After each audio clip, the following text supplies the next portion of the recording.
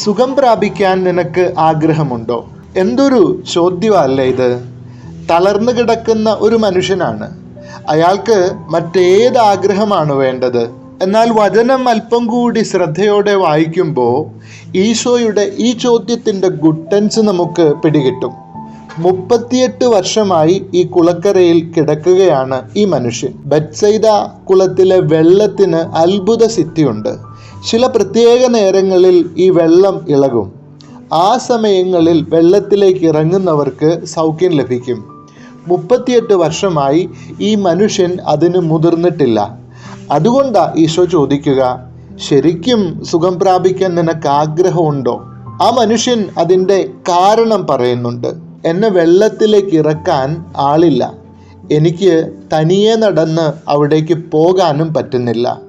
നമ്മളും ഇങ്ങനെ ഒരു സങ്കടം പറയാറുണ്ട്.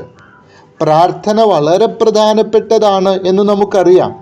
പാപം ചെയ്യാതിരിക്കാനും ഏറ്റമുറിവുകൾ ഉണക്കാനും സ്നേഹിക്കാനുമൊക്കെ പ്രാർത്ഥന കൂടിയേ തീരൂ.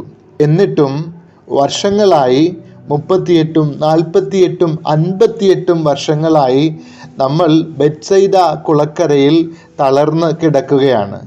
എണീറ്റ് ജീവജലത്തിൻ്റെ ഉറവയായ ഈശോയുടെ അടുത്തേക്ക് പ്രാർത്ഥന വഴിയായി പോകാൻ നമുക്ക് സാധിച്ചിട്ടില്ല.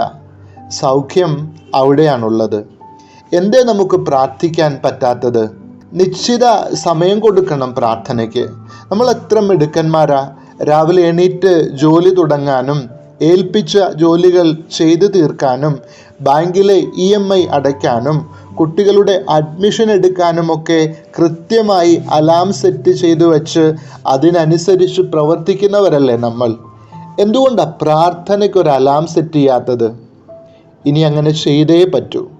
ദിവസവും 10 മിനിറ്റെങ്കിലും പ്രാർത്ഥിച്ചാൽ നമ്മുടെ ജീവിതത്തിൽ അത്ഭുതങ്ങൾ നടക്കുമെന്ന് നമുക്ക് വ്യക്തമായി അറിയാം. എന്നിട്ട് നമ്മൾ അതിന് തയ്യാറാകാത്തത് കൊണ്ടാണ് ഈശോ ഇന്ന് നമ്മോട് ചോദിക്കുന്നത്, അല്ലേ സുഖം പ്രാപിക്കാൻ നിനക്ക് ശരിക്കും ആഗ്രഹമുണ്ടോ?